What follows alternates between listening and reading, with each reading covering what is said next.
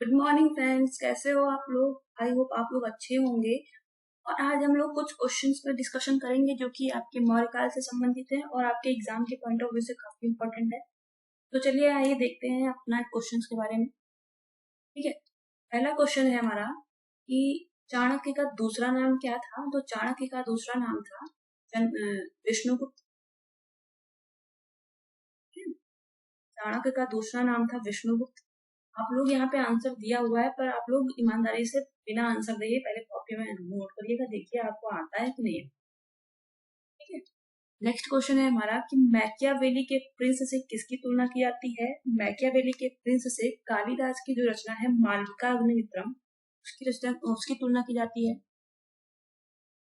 अगला क्वेश्चन है हमारा कि वह शासक कौन था जिसने राज सिंहासन पर बैठने के लिए अपने बड़े भाई सुसीम की हत्या कर दी थी।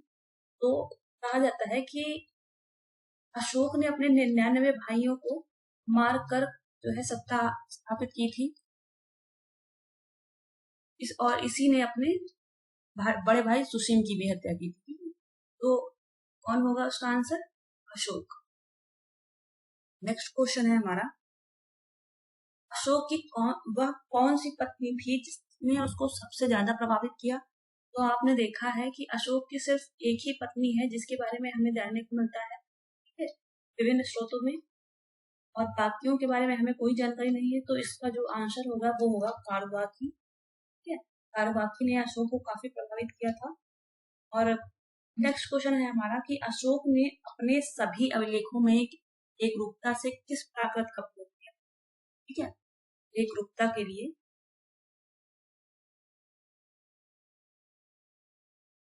क्या होगा इसका देखते हैं ऑप्शन। अर्धमगधी का प्रयोग किया है, इस सौर सैनी का प्रयोग किया है, या मागधी का, या अंगिका का, किसका प्रयोग किया है। तो आपको आंसर बता दें, मागधी का प्रयोग किया है। ठीक है, अशोक ने अपने अभिलेखों में। और अगला क्वेश्चन है हमारा कि बिंदुसार ने विद्रोहियों को कुचलने के लिए अशोक को कहाँ भेजा था।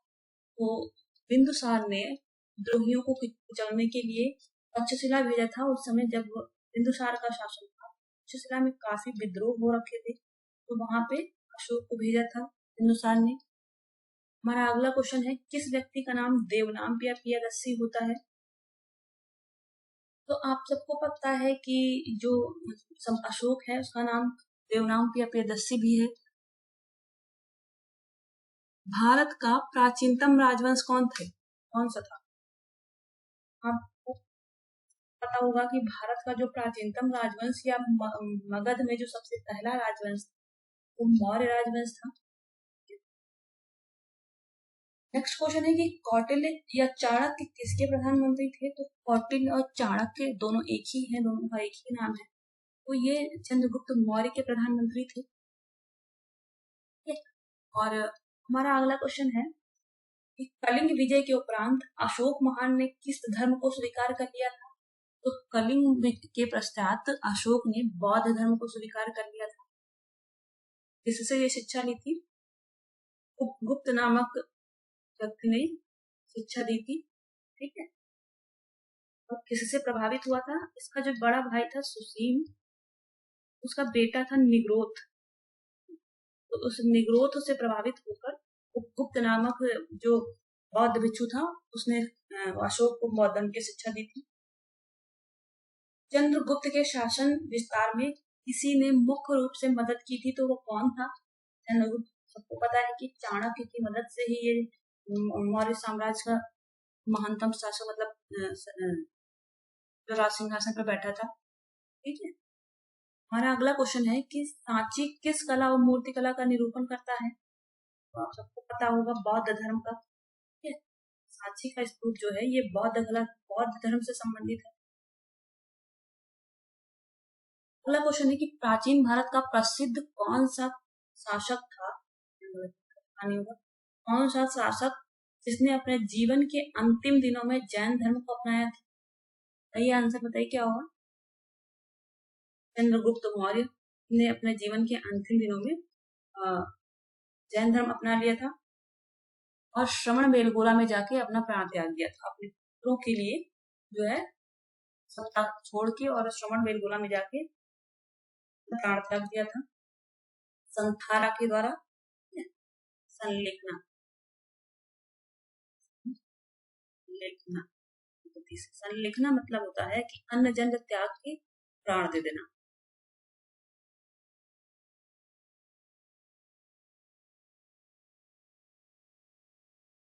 ठीक है, अगला क्वेश्चन है हमारा कि मौर्य साम्राज्य की स्थापना किसने की थी? तो मौर्य साम्राज्य की स्थापना चंद्रगुप्त मौर्य ने की थी। बहुत इजी क्वेश्चन है, ठीक है, और इसमें हम क्योंकि हम लोगों ने चैप्टर अच्छे से कंप्लीट किया है तो ये हमें लग रहा होगा कि बहुत ही इजी क्वेश्चन है, लेकिन ये है कि जिसने नहीं पढ़ा होगा वो ये भी नहीं कर सकता। ठीक है, मौर्य साम्राज्य में प्रचलित मुद्रा का नाम क्या था? तो मौर्य साम्राज्य में पर्ण नामक मुद्रा प्रचलित थी। किसी का जो अध्यक्ष होता था वो पर्णाध्यक्ष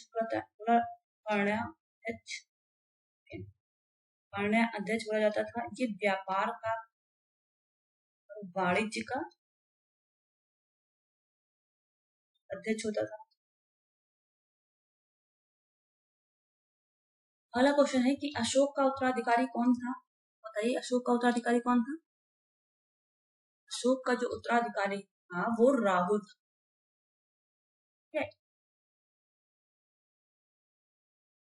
नेक्स्ट क्वेश्चन है कि मुद्रा राक्षस का लेखक कौन है? तो मुद्रा राक्षस का लेखक है विशाखदत्त।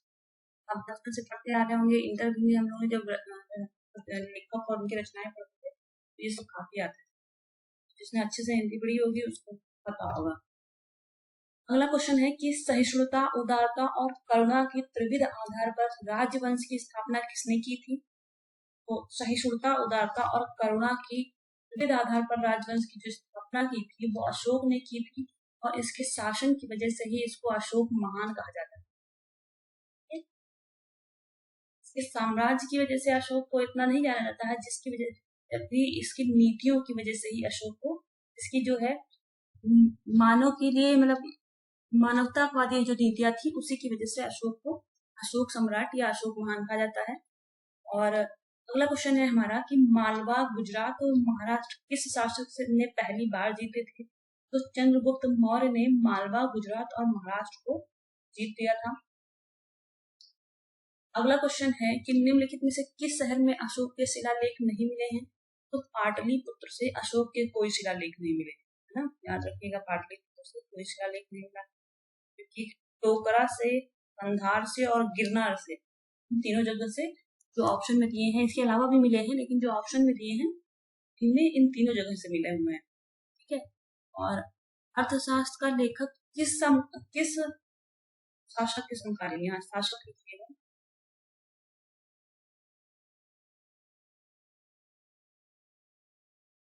किस शासक के समकालीन थे? तो चंद्रगुप्त मौर्य के समकालीन थे। और नंद वंश के पश्चात मगध किस राजवंश ने शासन किया? मगध पर किस राजवंश ने शासन किया था? नंद वंश के पश्चात मगध पर मौर्य वंश ने शासन किया था। अगला क्वेश्चन है कि मौर्य काल में शिक्षा का जो सर्वाधिक प्रसिद्ध केंद्र था वो कौन था? तो बिंदुसार के समय में शिला में जो है विद्रोह प्रारंभ हो गए थे, लेकिन ये शिक्षा का केंद्र चला रहा था पूरे मौर्य साम्राज्य के दौरान। और अगला क्वेश्चन है कि मेगास्थनीज के द्वारा लिखे गए पुस्तक का नाम क्या है? तो मेगास्थनीज ने इंडिका नामक पुस्तक लिखी है। अगला क्वेश्चन है हमारा कि किसके ग्रंथ में चंद्रगुप्त मौर्य का विशिष्ट रूप से वर्णन किया गया है? तो विशाखदत्त के जो मुद्रा राक्षस है इसमें चंद्रगुप्त मौर्य के बारे में वर्णन किया गया है।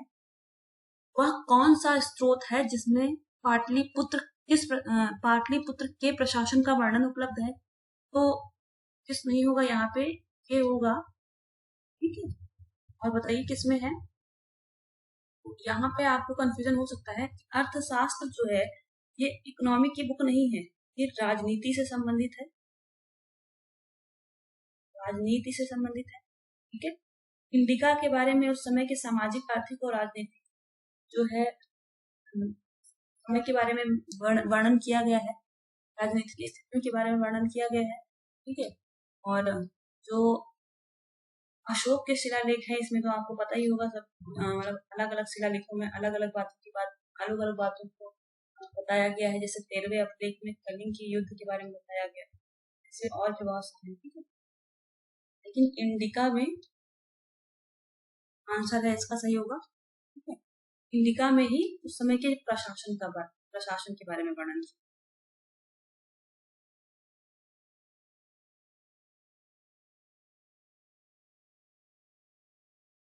ठीक है, आगे वाला क्वेश्चन देखते हैं। नेक्स्ट, अशोक के शिलालेखों में प्रयुक्त भाषा कौन सी है? तो अशोक के शिलालेखों में कई सारी भाषाएं हैं, लेकिन सर्वाधिक जो है ये, अगर इसमें से बात करें जो आंसर में दिया है, पहले आपको देखना होगा, मतलब ऑप्शन में जो दिया है इसमें से ना तो संस्कृत है, ना प्राकृत है, ना ही हिंदी है, तो नहीं, ना पाली है। पाली जो है बौद्ध धर्म की भाषा थी महात्मा बुद्ध के समय में, ठीक है। और संस्कृत का जो वो हुआ था, प्रारंभ जो हुआ था वो पुष्यमित्र शुंग इस समय में हुआ था। हालांकि पहले से चली आ रही थी, लेकिन इसमें जो है इसका बड़े लेवल पे प्रसार शुरू हो गया था। और जो हिंदी है ये तो हमको पता ही है, ये अपभ्रंश से निकली हुई भाषा है, तो ये आगे चल के आई थी। इसमें से जो आंसर होगा वो प्राकृत होगा, ठीक है। ऐसे तो आरामाइक लिपि में भी अशोक के अभिलेख हैं और खरोष्ठी में है, लेकिन जो सर्वाधिक अभिलेख है वो ब्राह्मी लिपि में, प्राकृत में भी है, लेकिन यहाँ ऑप्शन के हिसाब से हम देखेंगे तो प्राकृत है, ठीक है। तो इसलिए आपको एलिमिनेशन मेथड देखना पड़ेगा। आगे वाला क्वेश्चन देखते हैं। नेक्स्ट, मौर्य साम्राज्य की किस शासक ने दक्कन, यहाँ ढक्कन नहीं होगा, दक्कन की विजय प्राप्त की थी? चंद्रगुप्त मौर्य ने दक्कन की विजय की थी। अगला क्वेश्चन है कि मैगस्थनीज ने भारतीय समाज के कितने श्रेणियों में बांटा था? तो मैगस्थनीज ने भारतीय समाज को 7 श्रेणियों में बांटा था। नेक्स्ट देखते हैं कि कौटिल्य के अर्थशास्त्र में किस पहलू पर विशेषकर प्रकाश डाला गया है? तो कौटिल्य का जो अर्थशास्त्र हमने आपको बताया कि राजनीति से संबंधित है, और निम्न में से कौन सा क्षेत्र अशोक के साम्राज्य में सम्मिलित नहीं था? तो श्रीलंका जो है, श्रीलंका को सिंघल द्वीप बोलते थे।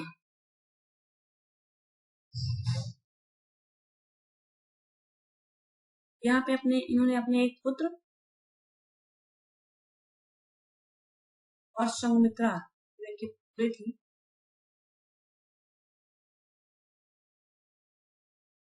इनको भेजा था बौद्ध धर्म के प्रचार प्रसार के लिए, भेजा था कलिंग श्रीलंका में सिंघल द्वीप में, ठीक है। तो लेकिन श्रीलंका जो है ये अशोक के साम्राज्य में नहीं था। पाटलिपुत्र को सर्वप्रथम किस शासक ने अपनी राजधानी बनाई थी? तो चंद्रगुप्त मौर्य ने पाटलिपुत्र को अपनी राजधानी बनाई थी। नेक्स्ट क्वेश्चन है कि पाटलिपुत्र में स्थित चंद्रगुप्त का महल कैसे बना था?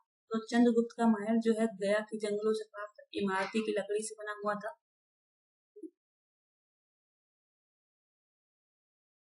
गया के जंगलों से।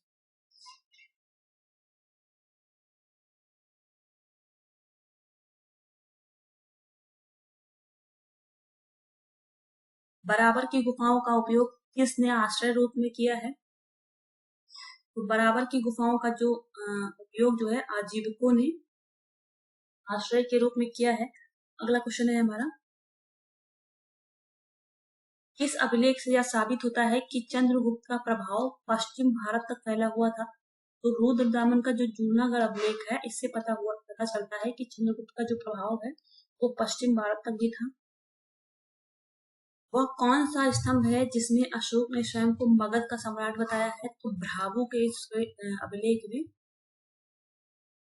चंद्रगुप्त ने स्वयं को मगध का साम्राज्य बताया है। रुम्मनदेही जो अभिलेख है ये सबसे छोटा अभिलेख है।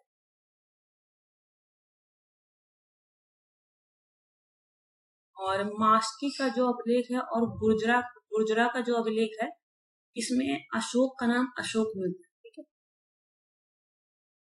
पता चलता है कि अशोक का जो नाम है वो अशोक।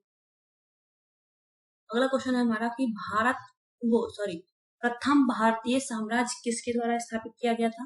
तो प्रथम भारतीय साम्राज्य चंद्रगुप्त मौर्य द्वारा स्थापित किया गया था।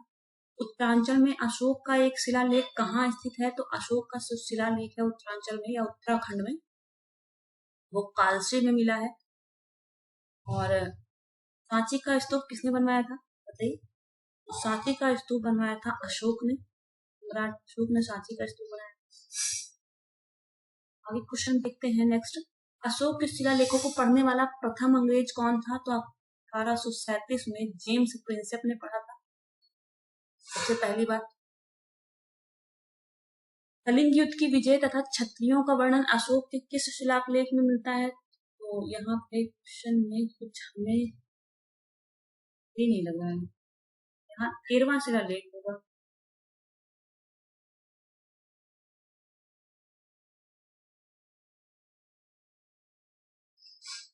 आंसर प्रसिद्ध यूनानी राजदूत मेगास्थनीज भारत में किसके दरबार में आया था? तो मेगास्थनीज आया था चंद्रगुप्त मौर्य के दरबार में। चंद्रगुप्त मौर्य ने सेल्यूकस को कब पराजित किया था? तो सेल्यूकस निकेटर को पराजित कर दिया था 305 में, ठीक है। और सेल्यूकस निकेटर को जब पराजित किया तो इनके बीच संधि हो गई थी। संधि में सेल्यूकस ने 500 हाथी लिए थे इनसे, चंद्रगुप्त मौर्य से, और जो है हेरात, कंधार और काबुल का जो क्षेत्र है वो चंद्रगुप्त मौर्य को दे दिया था। बदले में अपनी पुत्री का विवाह भी चंद्रगुप्त से करा दिया था।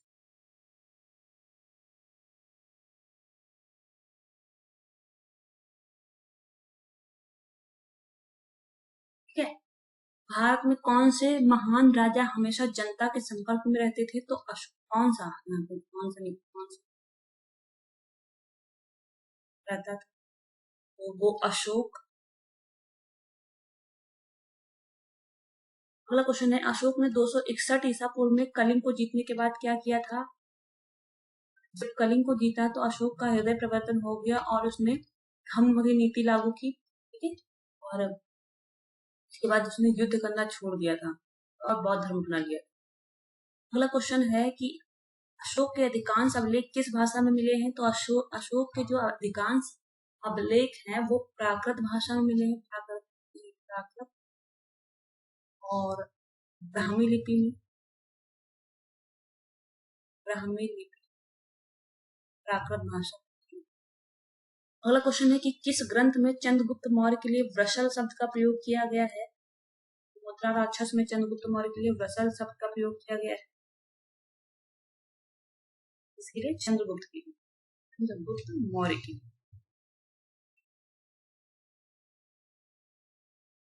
किस राज्य देश में अशोक के व्यक्तिगत नाम का उल्लेख होता है? तो मालसी और जो गुर्जरा का जो अभिलेख है इसमें चंद्रगुप्त मौर्य का जो वास्तविक नाम पता चलता है कि उसका नाम अशोक था, ठीक है। तो गुर्जरा और मास्की के अभिलेखों से पता चलता है। और कालसी का जो अभिलेख है ये हमें उत्तराखंड से मिला है। भूमिदेह का अभिलेख सबसे छोटा है। और कलिंग राज्य देश, कलिंग के युद्ध के विषय में हमें 13वें अभिलेख में मिला, ठीक है। श्रीनगर की स्थापना मौर्य के शासक ने की थी। मौर्य शासक ने श्रीनगर की स्थापना जो है अशोक ने की थी। और नेपाल में भी एक नगर बताया था इसने, देवपत्तनम नामक नगर जो है नेपाल में बसाया, ठीक है। नेक्स्ट क्वेश्चन है हमारा कि किस ग्रंथ में शूद्रों के लिए आर्य शब्द का प्रयोग किया गया है? तो अर्थशास्त्र में शूद्रों के लिए आर्य शब्द का प्रयोग किया गया है। नेक्स्ट क्वेश्चन है कि अशोक ने अपने राज्याभिषेक के चौथे वर्ष में निग्रोध के प्रभाव से प्रभावित होकर किससे बौद्ध धर्म की शिक्षा ली? तो उपगुप्त नामक बौद्ध भिक्षु था, ऊपर बताया था। तो उपगुप्त नामक बौद्ध भिक्षु से ही अशोक ने राज्याभिषेक के चौथे वर्ष बौद्ध धर्म की शिक्षा ली थी। देखिए चौथे वर्ष इसने बौद्ध धर्म अपना लिया।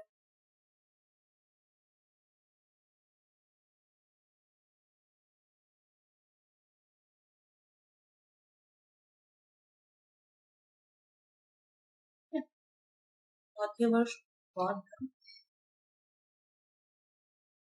और उसके बाद 8वें वर्ष कलिंग पर विजय की थी। इसकी जो राजधानी थी तोशली, उसको मगध साम्राज्य में मिला लिया था। ठीक है, और आगे देखें तो 10वें वर्ष ये बोध गया था। उसके बाद 20वें वर्ष लुम्बिनी गया था।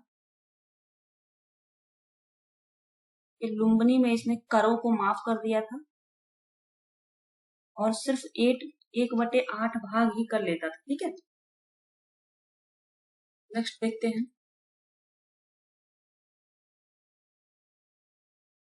किसने पाटलिपुत्र को पोलीब्रोथा का, क्वेश्चन बहुत ध्यान से पढ़ना चाहिए, आंसर आए चाहे ना आए, क्वेश्चन अगर आप पढ़ते हो तो आंसर अगर नहीं भी आता होगा तो भी आ जाएगा। ठीक है, किसने पाटलिपुत्र को पोलीब्रोथा कहा है? तो मेगास्थनीज ने पाटलिपुत्र को पोलीब्रोथा कहा है। मौर्य काल में अग्रानुई को किससे कहा जाता था? तो मौर्य काल में जो अग्रानुई है वो सड़क निर्माण अधिकारी था, उसे अग्रानुई कहा जाता था।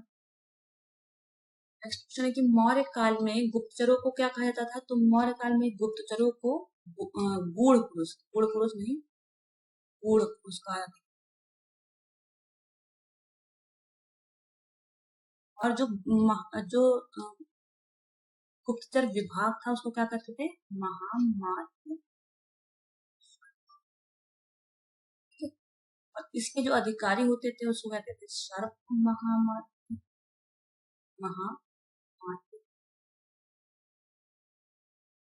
दो प्रकार के गुप्तचर होते थे,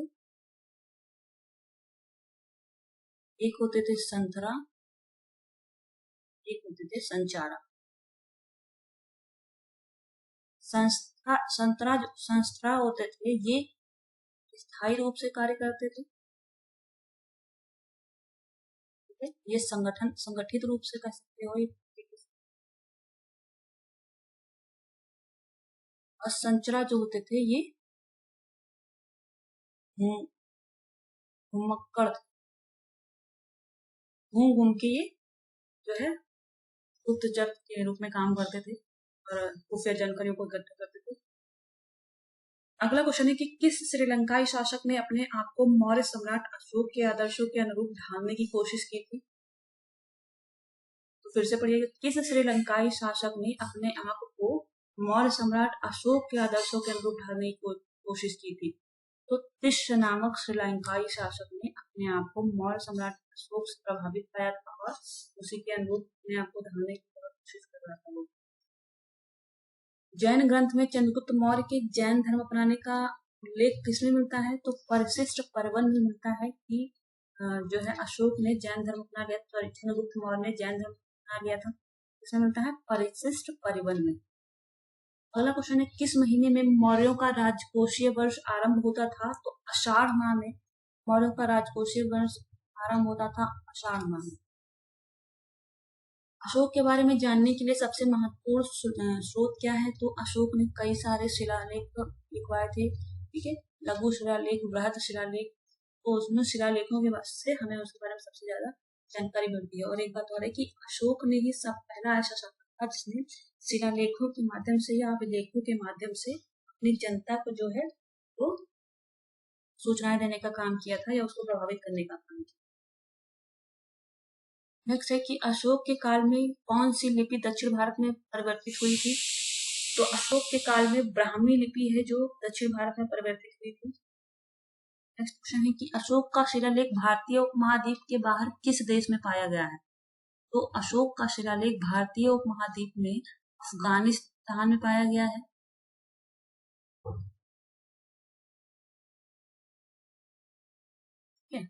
भारतीय उपमहाद्वीप के बाहर भी पाया गया है तो वो अफगानिस्तान हुआ। भारतीय लिखने की कला नहीं जानते थे, वह किसकी युक्ति है? तो मेगास्थनीज जो है, मेगास्थनीज कहते हैं कि जो भारतीय थे वो लिखने की कला नहीं जानते थे। अगला क्वेश्चन है कि अशोक द्वारा कलिंग पर चढ़ाई की जानकारी के लिए कौन सबसे महत्वपूर्ण स्रोत है? तो कलिंग पर युद्ध का 13वां बृहद शिलालेख जो है उससे पता चलता है। नेक्स्ट क्वेश्चन है कि बिंदुसार की मृत्यु के समय अशोक किस प्रांत का गवर्नर था? बिंदुसार की मृत्यु के समय अशोक जो है उज्जैन का गवर्नर था। उज्जैन की राजधानी क्या थी? अवंती। और किस शिलालेख में अशोक ने घोषणा की है कि सभी मनुष्य मेरे बच्चे हैं? पृथक कलिंग शिलालेख में जो अशोक ने कहा है कि सभी मनुष्य मेरे बच्चे हैं, पृथक कलिंग शिलालेख। कौन सी घोषणा युद्ध और हिंसा के प्रति अशोक के अंतिम रूप को स्पष्ट करता है? तो कलिंग का जो पृथक शिलालेख है वो युद्ध और हिंसा के प्रति अशोक के आंतरिक दुख को स्पष्ट करता है। नेक्स्ट क्वेश्चन है कि वृष्टि क्या था? तो मौर्य काल में मौर्य साम्राज्य के दौरान जो बेगारी और बिना धन के मतलब जो कार्य कराया जाता था उसको बोलते थे वृष्टि। सीता से क्या तात्पर्य था? तो मौर्य काल में जो सीता होती थी वो राजकीय भूमि से प्राप्त आए थी और राजकीय भूमि से प्राप्त आए थी सीता। बाकी जो इसका अध्यक्ष होता उसको बोलते थे सीता अध्यक्ष।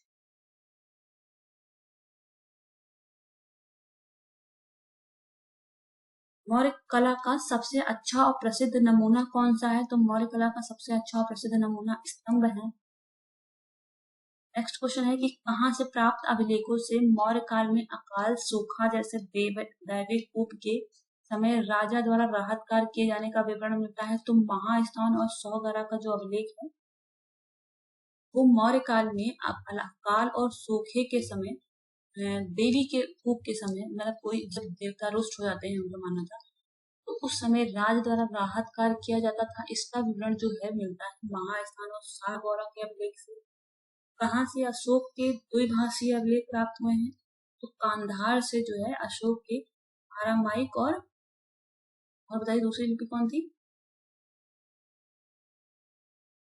कमेंट बॉक्स में बताइएगा, मुझे भी थोड़ा याद नहीं आया।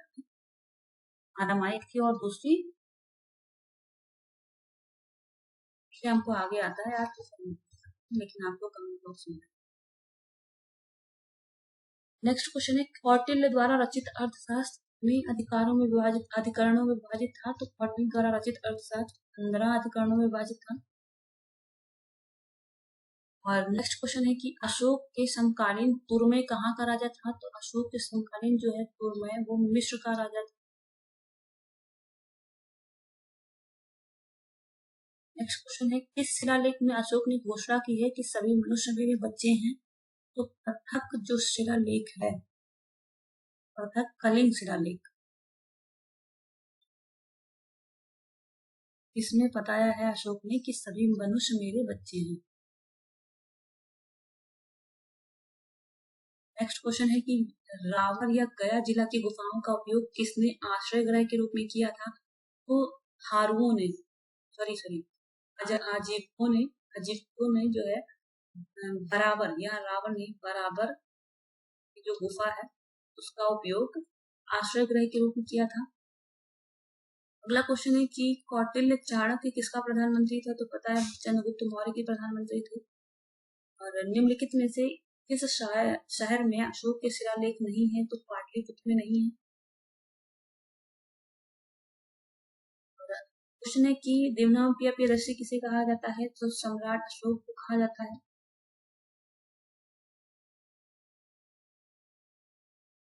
नेक्स्ट क्वेश्चन है कि किस जैन धर्म में चंद्रगुप्त मौर्य के जैन धर्म अपनाने का उल्लेख है? तो परिशिष्ट प्रबंध में है, रिपीट हो रहे हैं। होलीबोथा हमने पढ़ लिया। और निम्नलिखित में से कौन मौर्य वंश का शासक नहीं था? तो आपको पता है कि अजात शत्रु जो है ये मौर्य वंश का शासक नहीं था, ये हर्यक वंश का था। ठीक है। और अगला क्वेश्चन है कि निम्नलिखित में से सम्राट की वह कौन सी पत्नी थी जिसने उसको सबसे प्रभावित किया था? तो यहाँ पे है अरुवाग्नी। शायद रिपीट हो रहे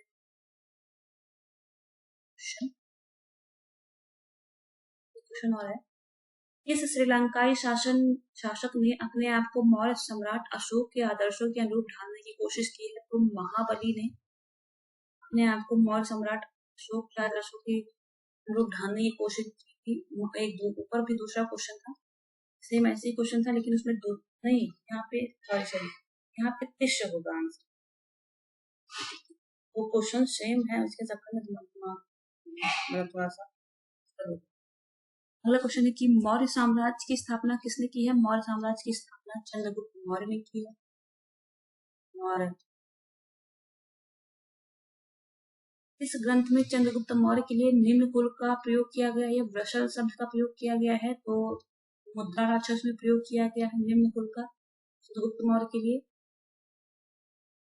अशोक ने अपनी सभी अभिलेखों में एकरूपता से किस प्राकृत का प्रयोग किया है? तो अशोक ने मागधी का प्रयोग किया है।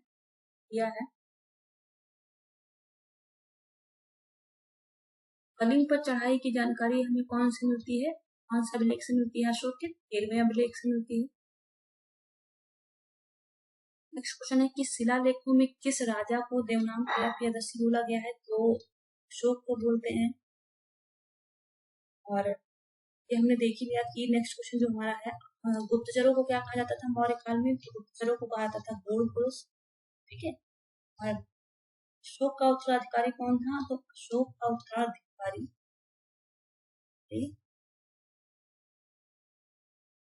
यहाँ पे कुछ क्वेश्चन मिस्टेक, उत्तराधिकारी नहीं, जो अशोक में व्यापार और वाणिज्य के लिए पण का प्रयोग किया जाता था। ठीक है, व्यापार और वाणिज्य के लिए पण का प्रयोग किया जाता था।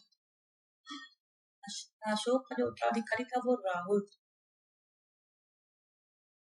ठीक। नेक्स्ट क्वेश्चन है हमारा कि वह कौन सा शासक कौन था जिसने राज सिंहासन पर बैठने के लिए अपने बड़े भाई जो है सुसेन की हत्या कर दी थी? तो अशोक ने कर दी थी।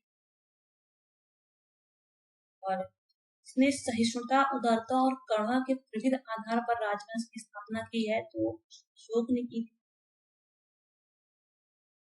कलिंग युद्ध के पश्चात अशोक ने कौन सा धर्म अपना लिया था? तो कलिंग युद्ध के पश्चात अशोक ने जो है बौद्ध धर्म अपना लिया था और जीवन के अंत में जो है जैन धर्म अपना लिया था। जैन धर्म की शिक्षा किसने दी थी? बुद्ध ने दी थी।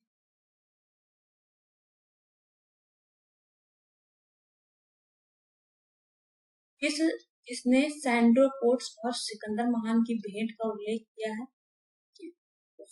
जस्टिन ने कुछ क्वेश्चन है। जस्टिन ने जो है सिकंदर महान की भेंट और सैंड्रो कोट्स की भेंट का वर्णन किया है। दोनों लोग मिले थे। किसने बताया है? जस्टिन ने बताया। अगला क्वेश्चन है हमारा कि कौटिल्य प्रधानमंत्री थे। तो कौटिल्य जो है प्रधानमंत्री थे चंद्रगुप्त मौर्य की। क्वेश्चन देखिए आया। नेक्स्ट क्वेश्चन है कि चाणक्य अपने बचपन में किस नाम से जाने जाते थे? तो विष्णुगुप्त के नाम से जाना जाता था। चाणक्य का अन्य नाम क्या था? विष्णुगुप्त। कौटिल्य की जो अर्थशास्त्र है वो शासन या राजनीति के सिद्धांतों की पुस्तक। और अगला क्वेश्चन है कि राज के सप्तांग सिद्धांत के अनुसार राज का जो 7वां अंग है वो कौन सा है? तो मित्र है। ठीक है। और तो आपको ये राज जो सप्तांग का सिद्धांत है किसने दिया था? चाणक्य ने दिया था। कौन सा? सबसे पहले होता था राजा, राजा के बाद होते थे अमात्य। मैंने आपको बताया था, ये ट्रिक में बताई थी याद करने की। अमात्य के बाद होता था जनपद। राजा होते थे, उसके नीचे उसके मंत्री होते थे। जो मंत्री होते थे उनको अमात्य बोला जाता। अब अमात्य एक बार फिर से देखते हैं। अमात्य जो होते थे ये कहाँ रहेंगे? जनपद में रहेंगे। जनपद में क्या होगा? दुर्ग होगा। दुर्ग को बनवाने के लिए क्या लगेगा? पैसा लगेगा। कोष, कोष में जो पैसा देगा उसको नहीं देगा उसको दंड मिलेगा। जो देगा उसको मित्र बना देंगे। कितने होगा? 1 2 3 4 7। तो ये सप्तांग विचारधारा में यही थे। और नेक्स्ट क्वेश्चन है हमारा कि प्रसिद्ध यूनानी राजदूत मेगास्थनीज भारत में किसके दरबार में आया था? तो चंद्रगुप्त मौर्य के दरबार में आया। अशोक में टैक्स को छुपाने के लिए क्या दिया जाता था? तो कौन सा दंड दिया जाता था? तो मृत्यु दंड दिया जाता था। कालसी प्रसिद्ध है। कालसी कहाँ से मिला है? कालसी का जो अभिलेख है ये उत्तराखंड से मिला है। अशोक के शिलालेख के कारण प्रसिद्ध है। ठीक है। अशोक का रुमनदेही अभिलेख स्तंभ संबंधित है। तो रुमनदेही का जो स्तंभ है संबंधित है बुद्ध के जन्म से और ये सबसे छोटा अभिलेख।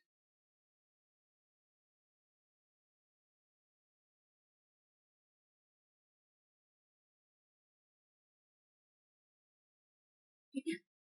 नेक्स्ट क्वेश्चन है कि प्राचीन भारत में कौन सी ऐसी लिपि थी जो दाएं ओर से बाएं ओर लिखी जाती थी? तो खरोष्टी लिपि थी। खरोष्टी आज की जो लिपि है वो कैसी है?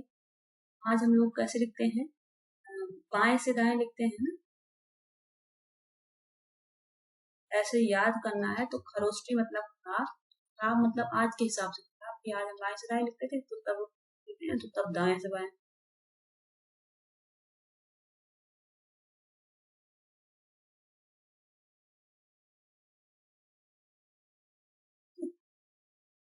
और अशोक के शिलालेखों में सर्वप्रथम किसने पढ़ा था? तो जेम्स प्रिंसेप ने पढ़ा था। ये हमको कई बार पढ़ चुके हैं। नेक्स्ट क्वेश्चन है कि पत्थर पर प्राचीनतम शिलालेख किस भाषा में थे? तो प्राकृत भाषा में थे।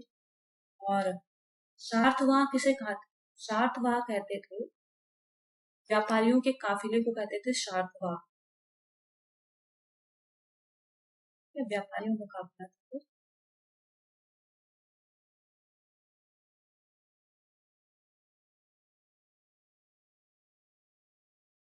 नेक्स्ट क्वेश्चन है हमारा,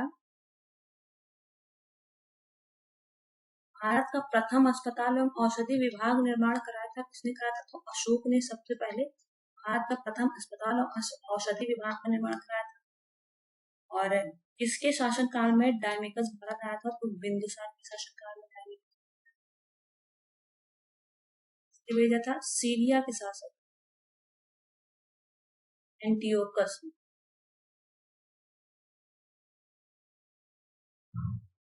डायमेकस भेजा था बिंदुसार के शासनकाल में। बिंदुसार के दरबार में भेजा था। किसको भेजा था? डायमेकस को भेजा था। और सीरिया के शासक एंटियोकस ने। ये है कि हमारा आज का टॉपिक समाप्त होता है। और अगर आपको वीडियो पसंद आई हो तो चैनल को सब्सक्राइब कर दीजिए, वीडियो को लाइक कर दीजिए और शेयर कर दीजिए, जिससे सबके पास हमारी वीडियो पहुंच सके। तब तक के लिए थैंक यू सो मच।